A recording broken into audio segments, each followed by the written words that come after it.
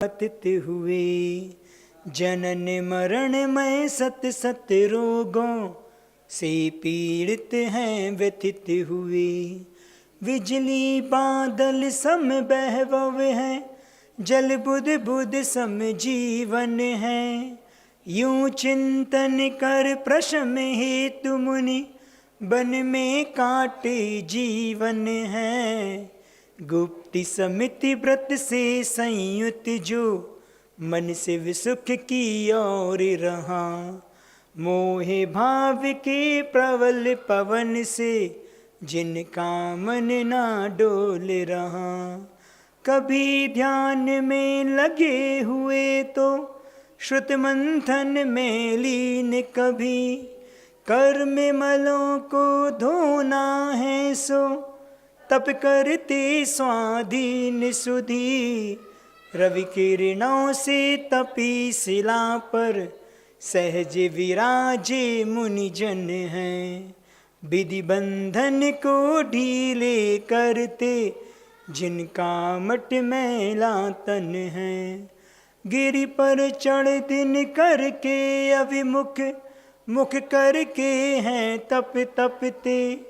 ममत्व मत सर मान रहते हो, बने दिगंबर पथ नपते।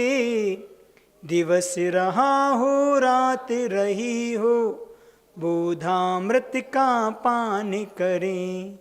क्षमा नीर से सिंचित जिनका, पुण्य काय छभिमान अरे।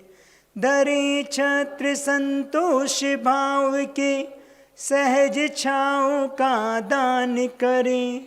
यूं सहते मुनि तीव्र ताप को, ज्ञानोदय गुण गान करें। मोर कंठ याल सम काले, इंद्रधनुष युत बादल हैं। गरजे बरसे बिजली तड़के, झंझा चलती शीतल है। गगन दशा को देख निशा में, और तपोधन तरुतल में। रहते सहते कहते कुछ ना, भीति नहीं मानस तल में। वर्षा ऋतु में जल की धारा, मानो वाणों की वर्षा। चलित चरित से फिर भी कब हो, करते जाते संघर्षा। वीर रहे नरसिंह रहे मुनि, परिसय रिपु का घात रहे।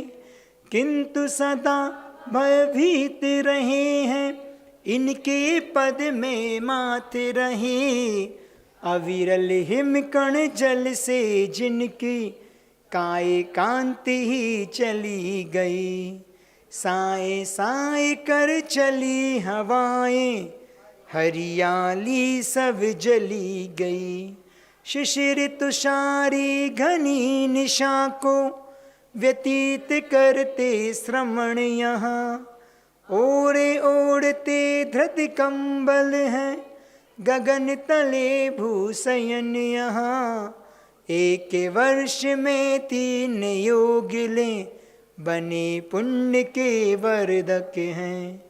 बाह्यभ्यंतर 12 विध तप, तपते हैं मदमर्दक हैं। परमोत्तम आनंद मात्र के, प्यासे भदंत ये प्यारे। आदि व्याधि और उपाधि विरहित, समाधि हम में बस डारे। ग्रीष्म काल में आगे बरसती, गिरि शिखरों पर रहते हैं। वर्षा ऋतु में कठिन परिसय, तरुतल रह कर सहते हैं। तथा शिशिर हेमंत काल में, बाहर भू पर सोते हैं। वंदे साधु ये वंदन करता, दुर्लभ दर्शन होते हैं। योगीश्वर सद्भक्ति का, करके कायोत्सर्ग। आलोचन उसका करूं, ले प्रभु तव संसर्ग।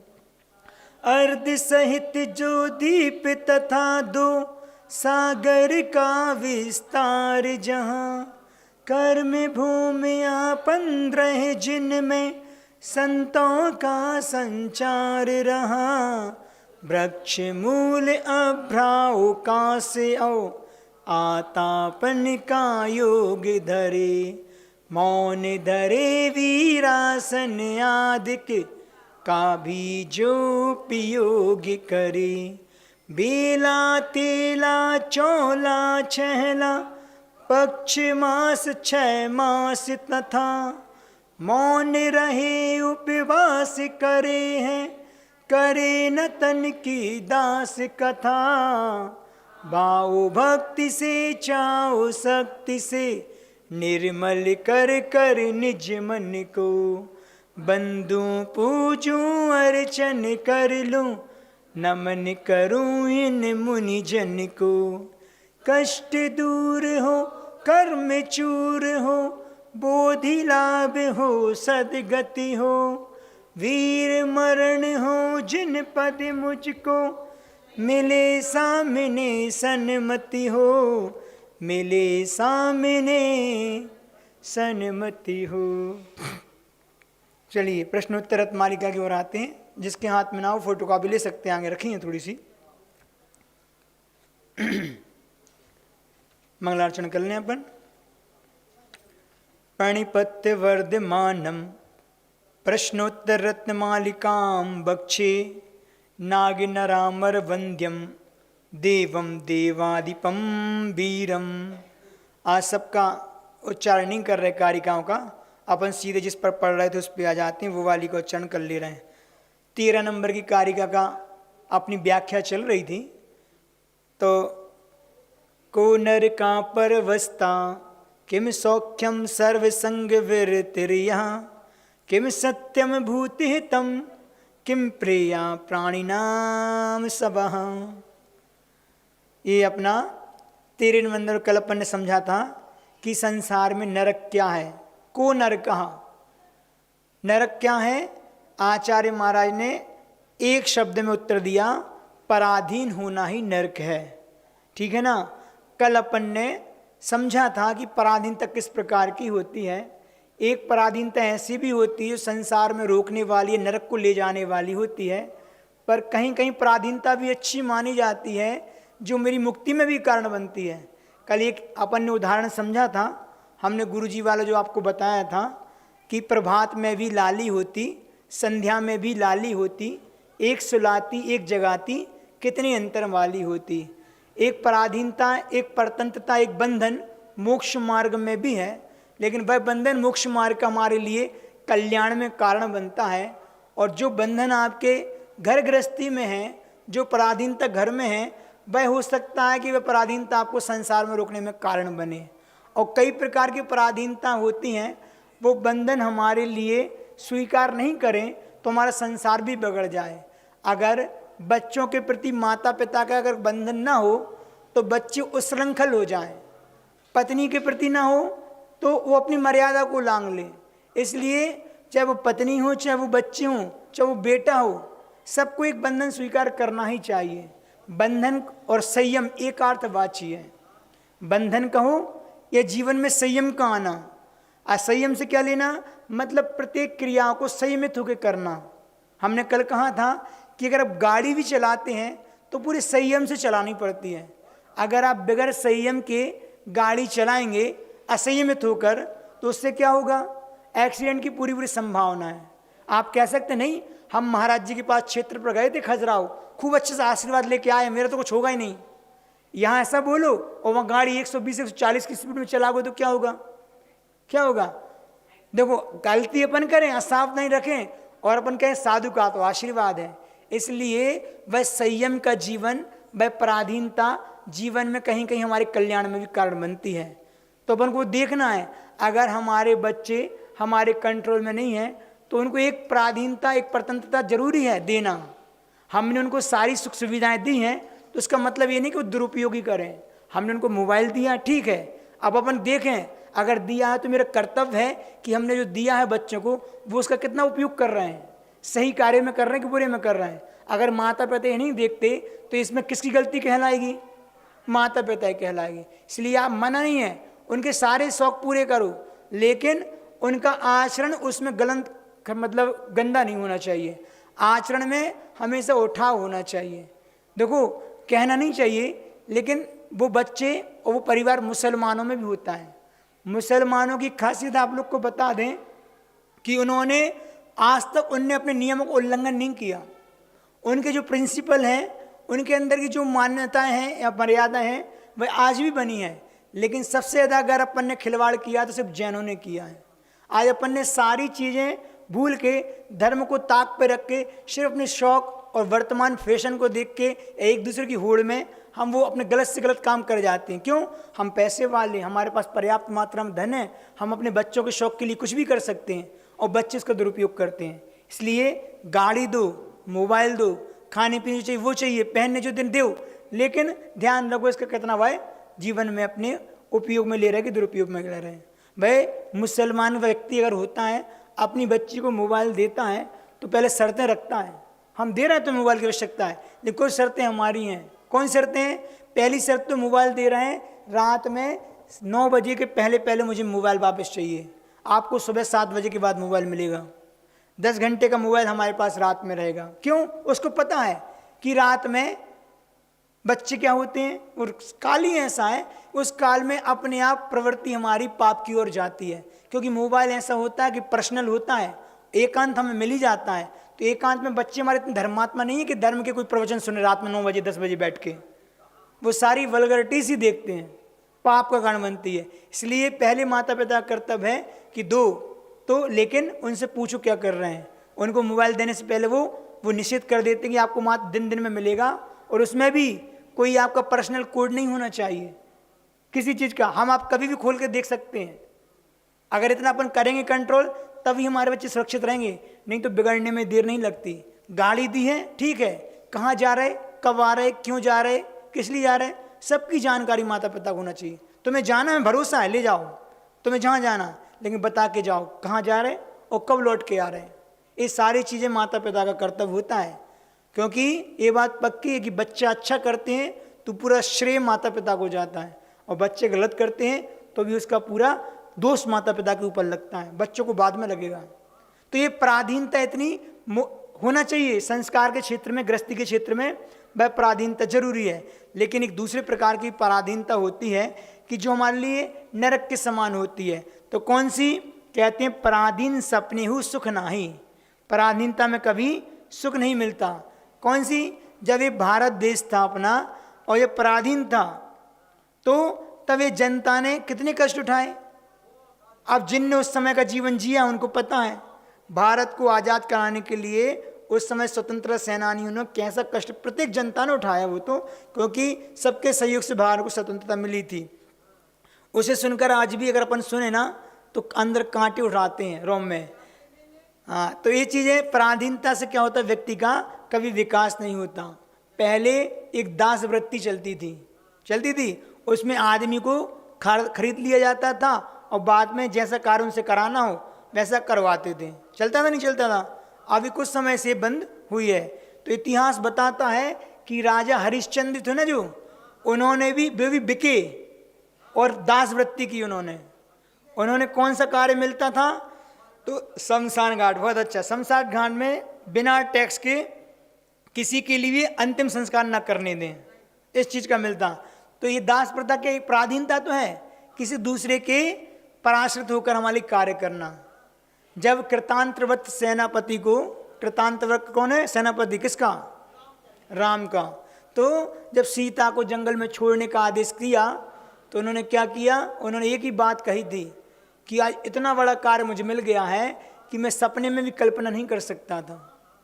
मुझे ऐसी देवी समान सीता को जंगल में छोड़ने का आदेश मिला, और पालन क्यों करना है? क्योंकि मैं पराधीन हूँ, मैं आज्ञा से बंधा हूँ। ऐसी पराधीनता मुझे भगवान किसी को ना दे। इतना दुख हुआ, वहीं से उसके बैराग्य का अंकुर उत्पन्न हो गया कि अब मुझे ये दास वृत्ति नहीं करनी, अब मुझे ये पराधीनता स्वीकार नहीं करनी, क्योंकि इसमें बहुत कष्ट हैं और बहुत दुख हैं। मैं स्वतंत्र जीवन जीना चाहता हूँ। और वहाँ से उन्हें मोक्ष मार्ग पर अपना लिया। पूछा राम ने कि तुम इतने कठिन मार्ग में चल लोगे, तुम अपना कल्याण मार्ग में जा रहे हो, अभी तो बहुत समय है, अभी गृहस्थी के सुख भोगो, बहुत कठिन है, तुम कैसे सहन कर लोगे। तो वो कितनी अच्छी बात बोलता है कि भगवान हम आपका स्नेह छोड़ सकते हैं तो कुछ भी कर सकते हैं, हमारा आपके प्रति विशेष स्नेह था, अगर वो मेरा छूट गया तो मेरा मोक्ष मार्ग भी प्रशस्त हो जाएगा, मैं कल्याण कर लूँगा। तो वो बहुत प्रेम करते थे राम से। और जब सीता को इस प्रसंग में देख कर उनको बहुत बैराग गाया, तो उन्होंने कहा कि ये स्नेह, ये राग हमारे लिए संसार में दुख का कारण है, ये पराधीनता का कारण है, इसलिए उसको त्याग करके उन्होंने क्या किया, उन्होंने मुनि बन के और अपना कल्याण करके मुक्त हो गए। ऐसे वैसे सेनापति राम के थे जो वनवास में सीता को छोड़ के आए थे। खूब रोए थे सीता के सामने, लेकिन मजबूर थे क्योंकि बंधन में बंधे थे, आज्ञा में बंधे थे। तो ऐसी ये चीज़ पराधीनता की होती है जो हमें नरकों जैसे कष्टों को देने वाली होती है। और भी एक है पराधीनता और पराश्रितता। एक पराश्रित होते हैं, एक पराधीन होते हैं, इन दोनों में भी अंतर है। पराधीनता जो है वह बेड़ी के समान है ना, जिसमें व्यक्ति स्वतंत्र होकर कार्य नहीं कर सकता, ठीक है ना, जिसमें व्यक्ति और राष्ट्र का कभी विकास भी नहीं होता। पराश्रितता से संसार, पराश्रित जो है ना, उससे तो संसार के सभी प्राणी हैं। किसान व्यापारी के आश्रित हैं, होता नहीं होता, और व्यापारी भी किसान के आश्रित होता है।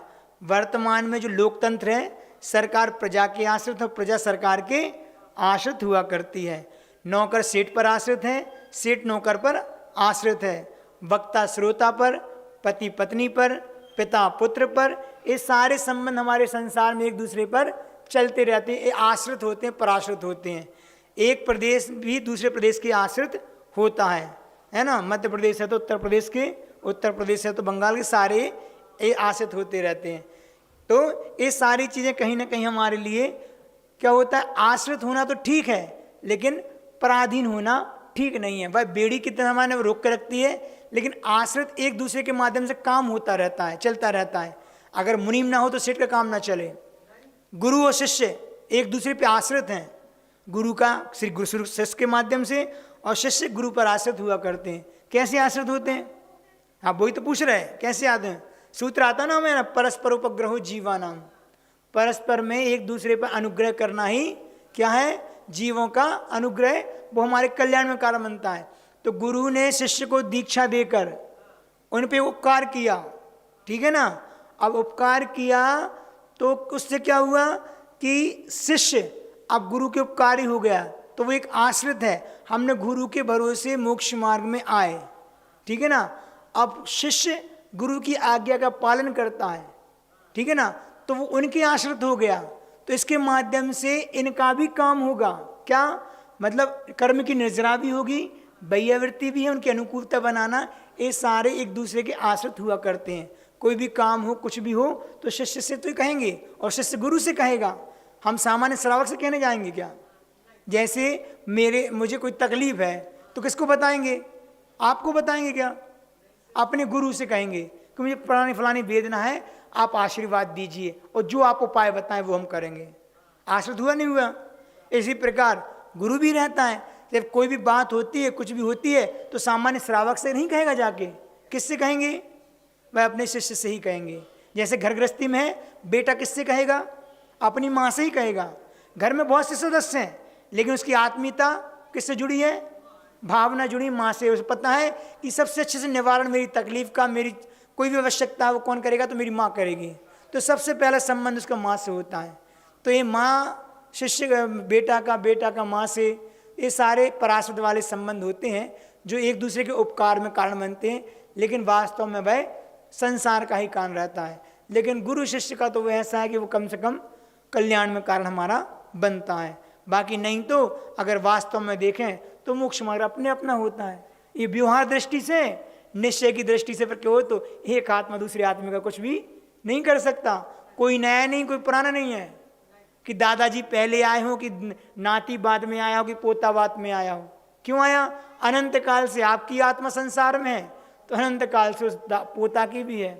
अगर ऐसे घटा हो तो निश्चय की दृष्टि से तो कोई नया नहीं है, कोई पुराना नहीं है, कोई छोटा नहीं, कोई बड़ा नहीं है। ये सब लोक व्यवहार में हमारे लिए देखने में आता है। तो ये चीज़ समझ में आई ना? एक सौभाग्य भी होता है और एक दुर्भाग्य भी होता है। सौभाग्य और दुर्भाग्य कब आता है?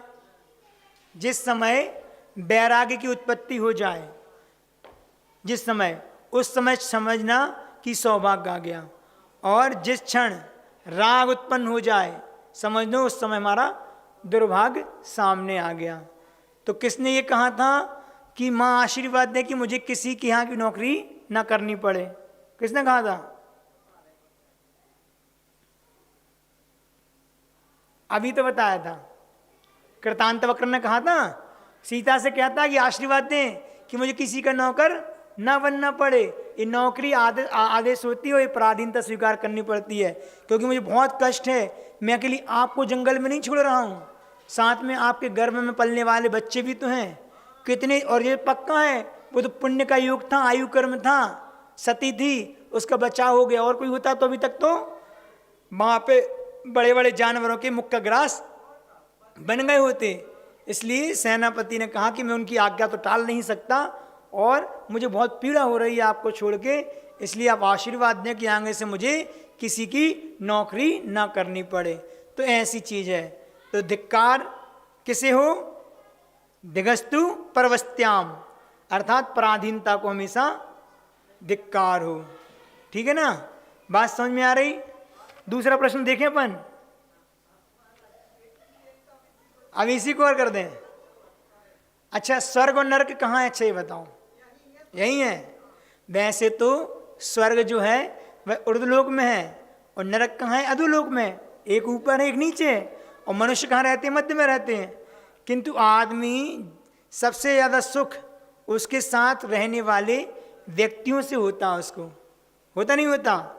वह साथ रहने वाले पिता पुत्र में, वह पति पत्नी में, भाई भाई में, भाई बहन में, देवर भाभी में, नंद भाभी में, ससुर दामाद में, मालिक नौकर में, गुरु शिष्य में, मित्र मित्र में, और क्या कहें, साधर्मी साधर्मी में, सभी प्रकार के, मतलब कह सकते हैं अपने अपने समुदाय में जो रहते हैं, सर्विस के क्षेत्र में किसी में, सब ऐसे उनमें परस्पर में प्रेम भी होता है, वात्सल्य भी होता है, एकता भी होती है। अगर ये सब चीज़ें हैं तो क्या है? वह स्वर्ग है, मतलब परिवारी स्वर्ग है, जहाँ हमारा पारस्परिक समरसता का जो भाव बना रहे अपनों के बीच में, तो हम परिवार में रहकर भी स्वर्ग के समान रह रहे हैं। और जहाँ ये सब चीज़ें नहीं है, इसका उल्टा विपरीत, जहाँ सिर्फ अपना स्वार्थ सिद्ध हो, हाव हाव हो, लड़ना झगड़ना, बैर दुश्मनी ईर्ष्या, ये सारे क्या हैं? ये सारे हमारी नरक का कारण है। तो सबसे ज़्यादा है कि अगर नरक और स्वर्ग देखना है तो अपन अपने जीवन में देख सकते हैं कि हमने अपने परिवार के बीच में नरक बनाया कि स्वर्ग बनाया। ठीक है ना? अब इसके बाद अपन दूसरे प्रश्न को देख लें। किम सौख्यम, सुख किसे कहते हैं? सुख कहाँ है? तो उत्तर दे दी सर्वसंग वृत्तिर्या। क्या है? कि सर्व संग से रहित होना। कल बताया था संग किसे कहते हैं? परिग्रह से रहित होना ही है ना सुख। जहां परिग्रह है वहां सुख है ही नहीं है। वस्तु के प्रति मूर्छा का नाम परिग्रह है, ना कि जो वस्तु हमारे पास है। जिसके प्रति आपकी मूर्छा है वह परिग्रह है, और परिग्रह हमेशा सुख से रहित होता है। अगर सुखी रहना है तो जितने कम में काम चला लो उतने ज़्यादा सुखी हैं।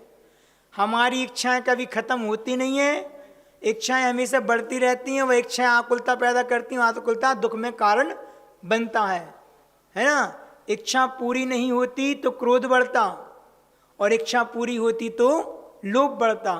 इसलिए जीवन की प्रत्येक परिस्थितियों में धैर्य धारण करना ही श्रेष्ठ है। क्यों? क्योंकि संघर्ष जितना बड़ा होगा, संघर्ष उतनी सफलता का आनंद आएगा, जीत उतनी शानदार होगी। संघर्ष हमारा इतना बड़ा होगा ना, जीत उतनी शानदार होगी। इसलिए कभी भी चीज़ों को पाने की भाव हमेशा हमारे बने नहीं रहना चाहिए। संतुष्टि का जीवन भी होना चाहिए। जितना परिग्रह होगा उतना इस संसार में भी दुख का कारण होगा, और परिग्रह हमारी आगे भी कहाँ ले जाएगा? नरक और त्रिंज की यात्रा कराएगा। क्यों? बहु आरंभ बहु परिग्रह नारकस्य अवश्य। बहुत आरंभ बहुत परिग्रह कहाँ है? नरक को ले जाने वाला होता है। तो वस्तु के प्रति हमारी मूर्छा का, आसक्ति का भाव ही परिग्रह है, जो दो प्रकार से होता है, एक बाह्य और एक अभ्यंतर। होता नहीं होता? कौन कौन से हैं? बाह्य परिग्रह कौन सा है? सूत्र बताओ, सूत्र। हाँ 10 तो है, नाम बताओ। अरे लाइन से बताओ।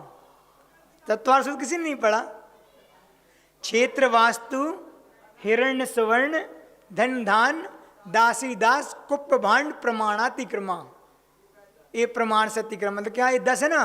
तो क्षेत्र है, वास्तु है, हिरण्य मतलब क्या होता है? चांदी, सुवर्ण मतलब सोना, धन मतलब पशुधन आदि, पैसा धन नहीं होता, हाँ गाय भैंस आदि, धान्य है गेहूं चावल आदि, दासी व दास है ना, कुप मतलब क्या बोलते हैं? कपड़े आदि, भांड मतलब बर्तन आदि।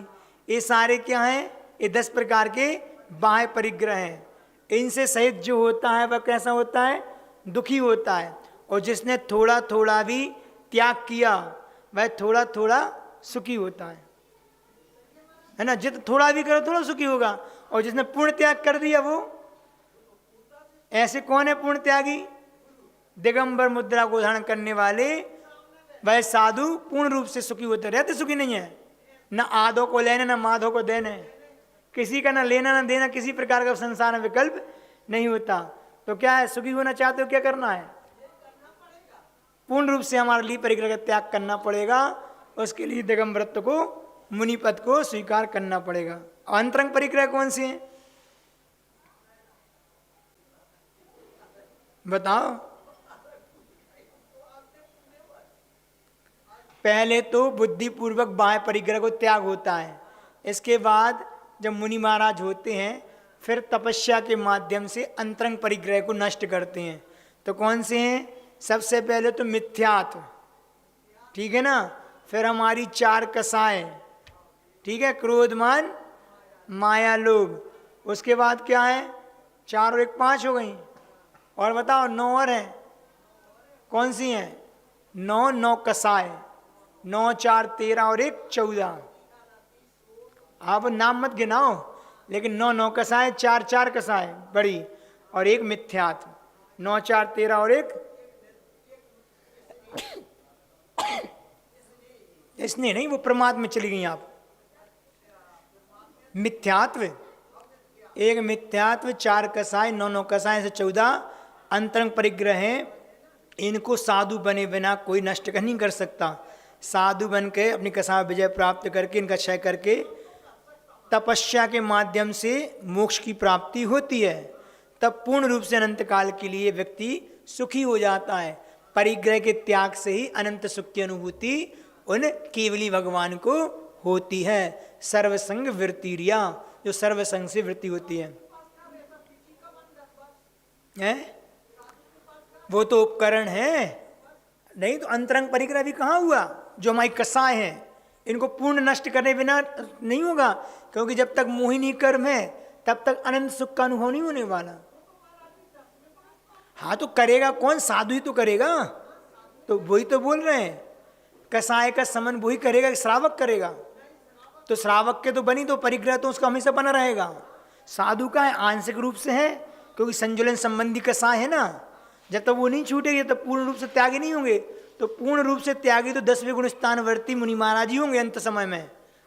तो जैसे उनका त्याग किया, क्षय किया, वो 12वें में पहुंच गए। क्षीण कसाई हुए नहीं, क्षय करना होता है, अपन बाद में समझेंगे। अभी इतना समझ लो कि क्षय करते हुए जब तक मोहिनी का पूरा शमन नहीं होगा तब तक अंतरंग में अनंत सुख उत्पन्न नहीं होने वाला, और वो होगा केवली भगवान को। तो इसके पहले सारे कसाई पुरुष हैं, कोई कम है कोई ज्यादा है। हाँ तो तेरे नहीं, सब पूरा मोहिनी शांत हुआ 10वें गुण स्थान के अंत में। 10वें गुण स्थान के अंत में वह सर्वसंग से वृत्ति हो गया, कसाय पूरी छूट गई। तो वो 10वें गुण स्थान हमारे छदमस्त मुनि महाराज भी हो जाएंगे। वो क्षयोपशम ज्ञान के धारी, अभी छाया ज्ञान नहीं हुआ उनको, लेकिन वो हो सकते हैं। वो तो होगा 13वें गुण स्थान में जाके।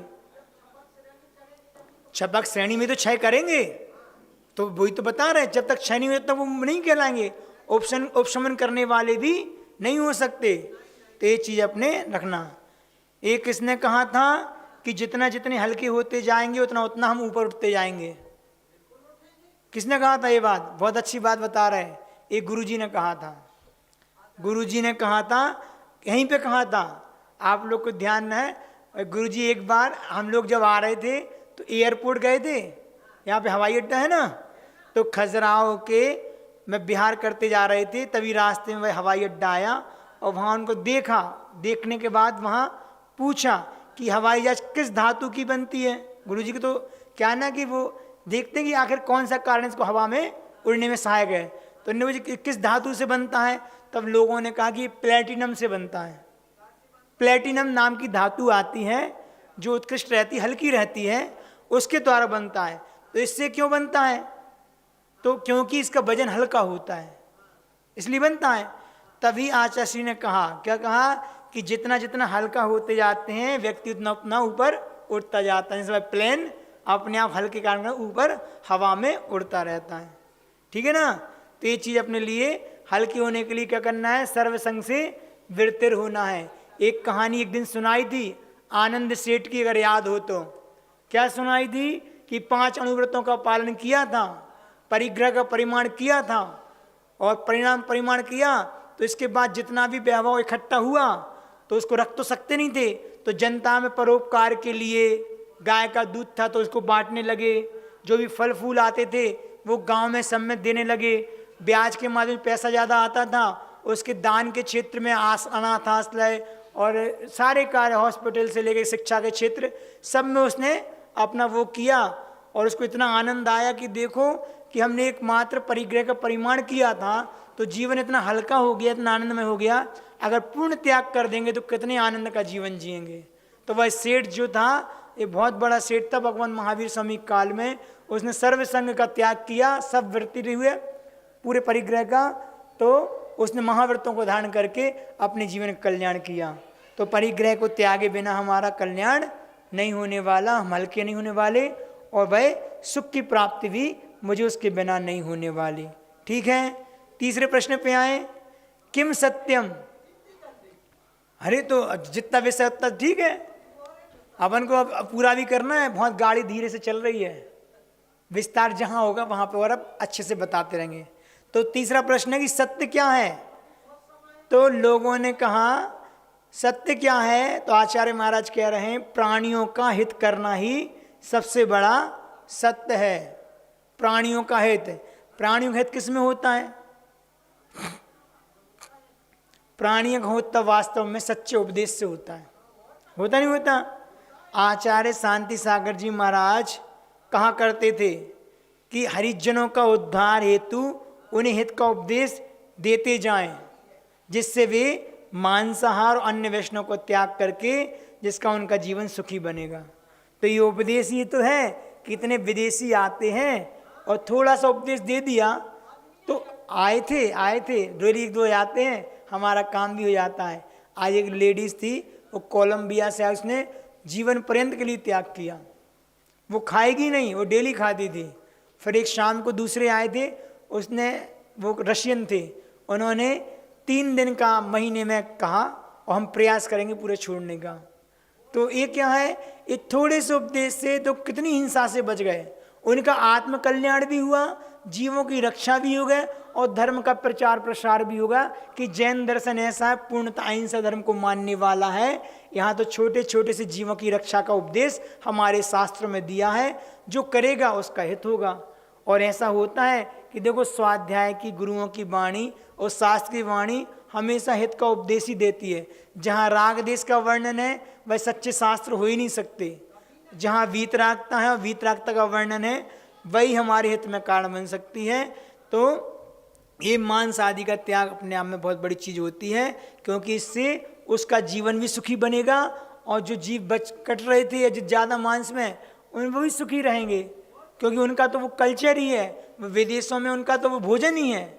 जैसे आप दाल रोटी सब्जी खाते ना, ऐसा उनका प्रतिदिन का 2 टाइम का वही भोजन है।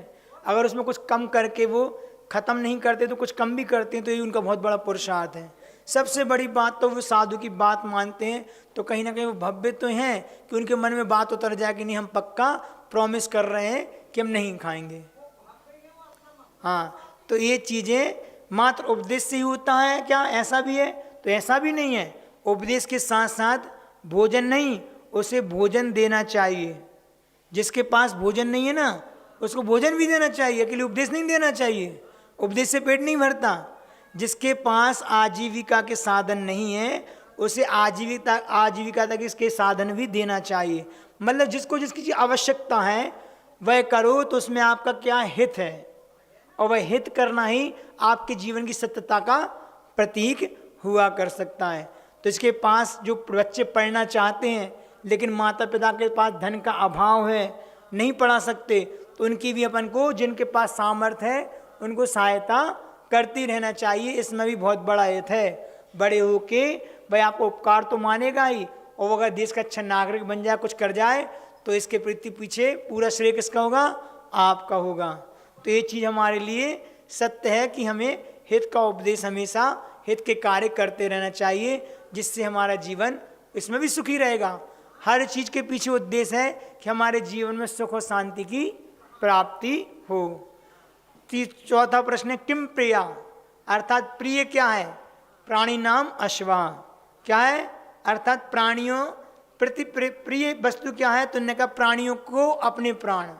कल कहा था ना अपन ने कि व्यक्ति को सबसे ज़्यादा अपने प्राण प्रिय हुआ करते हैं, इससे ज़्यादा कोई भी चीज़ प्रिय नहीं होती। प्रत्येक प्राणी जीना चाहता है, कौन मरना चाहता है? सबको अपने प्राण प्रिय हैं। अतः न किसी का अपन को वध करना चाहिए और न किसी के अंग उपांग का छेदन भेदन भी करना चाहिए। अपन पशु आदि का छेदन भेदन करते हैं अपने स्वार्थ के लिए, पीड़ा तो उनको होती है, उसका पाप भी हमारे लिए कहीं ना कहीं लगता है। न किसी से कराना भी चाहिए और न कराने वालों की प्रशंसा अनुमोदना भी करना चाहिए। जिस तरह हमें अपने प्राण प्रिय हैं, उसी तरह सभी को अपने प्राण प्रिय थे। हमारा सूत्र है जैन धर्म का और आज भगवान महावीर का, जियो और जीने दो, live and let live to others also. मतलब खुद जियो और दूसरों को जीने का अधिकार आपके पास सबको देने का होना चाहिए। इसलिए ये संदेश तो सब में जाते हैं। उन अंग्रेजों से भी बोलते हैं कि जो जैन धर्म है पूरा नॉन वायलेंस को फॉलो करता है, मतलब हमारा जैन पूरा अहिंसक धर्म है। यहाँ पे प्रत्येक जीव को जीने का अधिकार है। आप भी स्वतंत्रता जिए, सुखी होकर जिए और उन्हें भी सुखी रखें। हमारे माध्यम से किसी प्रकार का भय अन्य प्राणियों को नहीं होना चाहिए। तो सबसे प्रिय होते हैं सबको अपने अपने प्राण। जिस प्रकार आपके लिए आपके प्राण प्रिय हैं, कोई घात करे तो आपको कैसा लगता है? अच्छा नहीं लगता, आपको दुख होता, पीड़ा होती है। ऐसे क्या कितना भी छोटा जीव हो, कितना भी बड़ा हो, उसको भी पीड़ा होती है, उसका पाप भी लगता है, कर्म बंद होता है, वो बैर के भाव रखता है, तो अगली पर्याय वो आपको छेदेगा, भेदेगा, वो आपको मारेगा। ये हमारे कर्म हमारे साथ हमेशा जाते हैं। इसलिए इन सबसे बचने के लिए हमें पुरुषार्थ करना चाहिए। आज इतना ही पर्याप्त है। कल अपन नई कारिका के साथ यहाँ पे पुनः उपस्थित होंगे इसी समय पर। इतना ही पर्याप्त है, समय अपनी गति से पूरा हो गया है। अपन अब इसको पूरा करते हैं। भजन कर लें।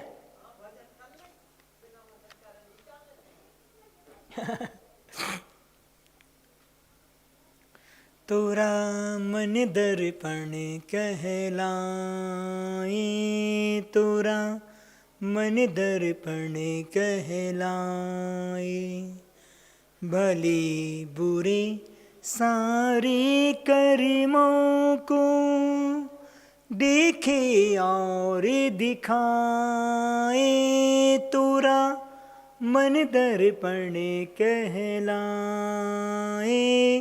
तोरा मन दर्पण कहलाए। मन ही देवता मन ही ईश्वर, मन से बड़ा न कोई।